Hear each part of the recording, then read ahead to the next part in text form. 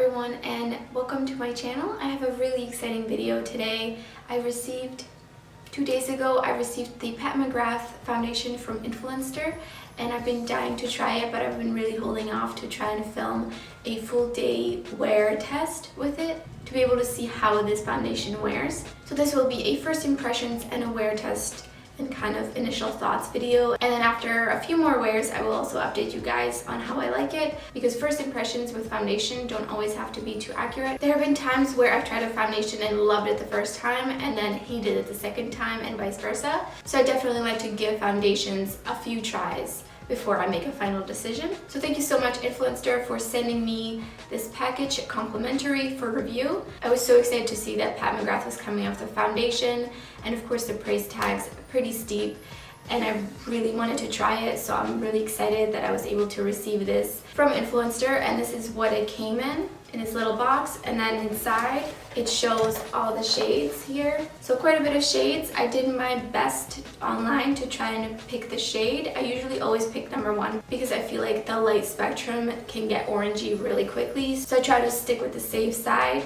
But we'll see. It was pretty hard to see from the swatches because they are like Photoshop looking swatches, so it's kind of hard to tell, and they're from far away. So I don't know why brands are still doing this in 2019. I think it's not helpful at all to be able to pick your shade. I think they should be taking all these photos in natural lighting, not photoshopping the crap out of them, and just letting us see them on different skin tones in natural lighting. I think that's the best. I really always look for an undertone, and undertones can also look different on different people. And this is what the box looks like. It's super luxurious. It's got a velvet matte black packaging, and it opens up like a little gift box, which I absolutely love. So I definitely think this packaging must have been pretty expensive to make, so that was reflected in the $68 for this foundation. It feels really nice and heavy, and the ingredients list is on the back. And I was pretty disappointed to see alcohol listed as number 4 in the ingredients list, which is pretty high up there, which means there's a decent amount of it in. I sometimes do have an issue with alcohol and foundation and it breaking me out and just causing little bumps everywhere. So just be aware if that is an issue that you've run into as well, that you might really want to think about if you want to buy this foundation or not. There is 1.18 fluid ounces in here, or 35 milliliters, which is a little bit over the standard, which is usually 1 fluid ounce. So the shade is light 1, and I'm really hoping this won't be too light and too pink, because I definitely have more of a yellow undertone, and most foundations are too pink for me, or even neutral. Sometimes I can swing it, but not always. Definitely more on the yellow side. So it's about 9:30 right now in the morning, and so I will do a check-in at noon, and then at the end of the day, so I will hopefully be wearing this foundation for about at least 6 or 7 hours. We'll see how I feel at the end of the day, and I will be doing comparison swatches with my other light foundation shades to give you an idea, in case you have some of the other foundations, on how this foundation compares to others. I'm going to zoom you guys in, and I'm going to put on a macro lens just so we can really get to see up close what this foundation looks like on the skin. And I've already moisturized my skin with the e.l.f. Hello Hydration Face Cream, and I let that sink in for about 15 to 20 minutes before putting on this foundation. I will not be putting on any primer because 1, I don't ever use primers, and 2, I think it would be pretty pointless to be putting on a random primer underneath this foundation when this foundation has a primer that has been specifically formulated for it, so it just doesn't make sense. I think the primer could make this wear test pretty inaccurate and give you an inaccurate idea of how this foundation wears. I personally hate it when people use random primers because they're their favorite with new foundations, because it's just not going to give you an accurate idea.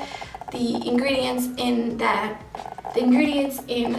primer could clash with the ingredients in the foundation. For example, are they both oil-free, are they water-based, etc. You can. For the foundation brush, I will be using the IT Cosmetics All Over Complexion Perfection brush, which is the dual-ended brush. So this macro lens does make autofocus noise, so I apologize for that. I will switch to a different recording device for the voiceover. So my left side will be the brush side.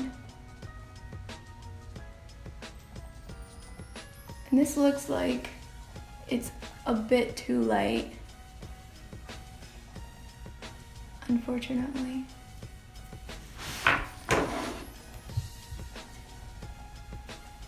This definitely looks a little too light.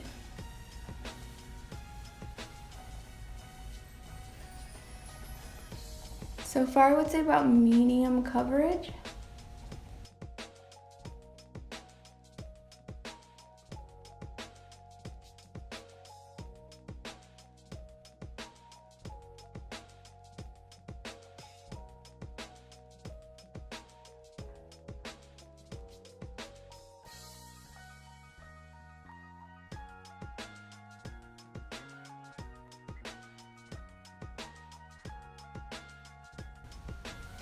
It looks really natural, and I feel like it kind of sets down a little bit.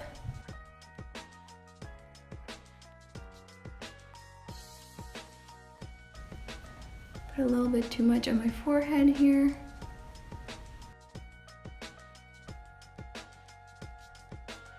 I do feel like I can already tell I'm gonna prefer a sponge with this. It just can look a little streaky. Okay, now that it's dried down, it actually doesn't look too far off, but we'll see in the natural light. Now I'm gonna go in with a damp sponge. This is the Real Technique sponge. And I feel like I'm getting more coverage actually, and it's definitely blending out better. In general, I prefer to use a sponge with more liquidy foundations and a brush with thicker foundation.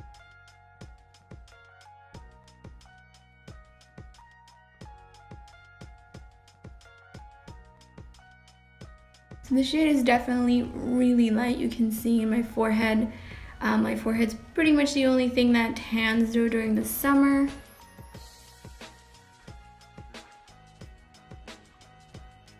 After blending it out, I do feel like the sides look pretty much the same, so maybe just a little bit more coverage on the sponge side. But some of my imperfections are still showing through a tiny bit. All right, I'm gonna go finish my concealer and contour, and I'll see you after.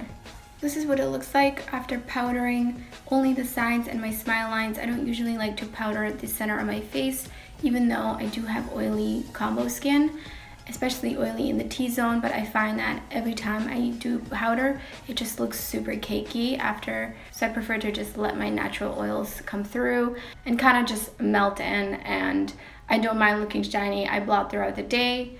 So we'll see how this wears in my T-zone especially. My smile lines crease 99.9% of the time, no matter the foundation, no matter if I set it or not. It just always creases there, and it creases more on my right side than my left side. And it did pill up on the left side of my nose and the edge here a little bit. I think I have some dry spots there, so I think if you have dry skin, I would stay away from this foundation in general. I can't see how this would really work well for somebody with dry skin. And this is what it looks like in natural lighting.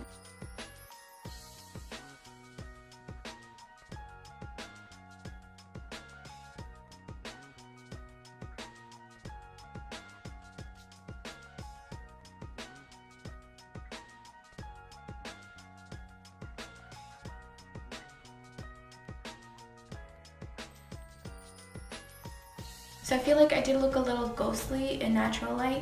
So I did bronze around the edges of my face, even it out a little bit more. I still think it's just a little too light. So I think this will be a perfect shade for the winter. But right now I do just have a little tiny bit of a tan, even though I wear SPF 50 every day. It's just unavoidable if you're walking outside every day. So I wish I had selected a shade 2, but oh well, what you're gonna do. I do think I could easily tad bit if I wanna wear it. So far, it looks really nice, even in regular lighting. The only area of concern for edges of my nose, but that's an area that's usually problematic for me anyway. So that's it. So that's it for right now, and I will go ahead and go about my day, and I will check in with you in a couple of hours.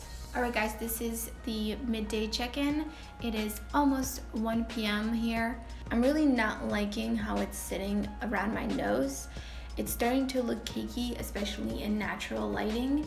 It almost looks like it's separating, and I've been inside with the AC, so it's not like I'm outside in 100-degree weather or something where I would understand why it's kind of not holding up as well. Also, I'm starting to get a little bit oily in the center, but nothing too bad. It's just kind of giving me like a healthier glow. But like I said, in natural light, it's just really starting to not look that great. So I can't really imagine that it's gonna get any better by the end of the day. So we'll see. I think next time I use this foundation, I'm gonna use a lot less of it just to kind of see if that's the issue, and also just to keep in mind I'm not using their primer and I'm not using their setting powder as well. So they probably want you to buy all three of those and use those together, but obviously that's not really realistic for everybody.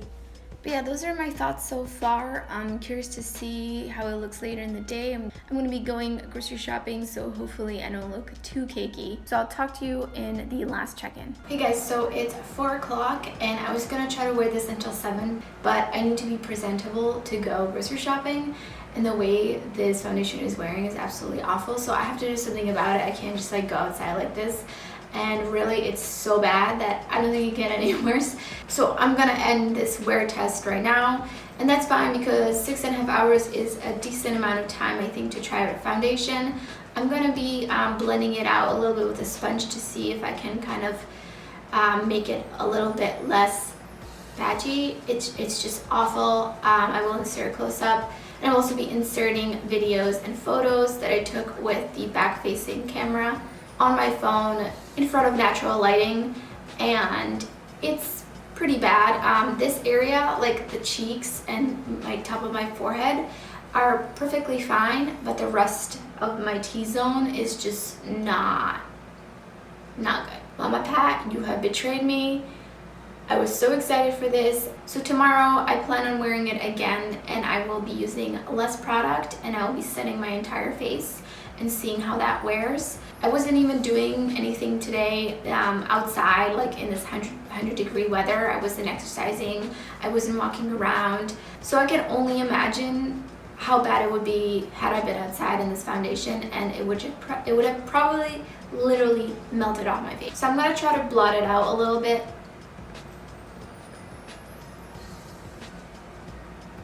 And I feel like under these lights, it looks okay, but the moment I look at my face in natural lighting, it's just a whole ass mess. And so this is what it looks like after using my sponge to just kind of blend out the patchiness.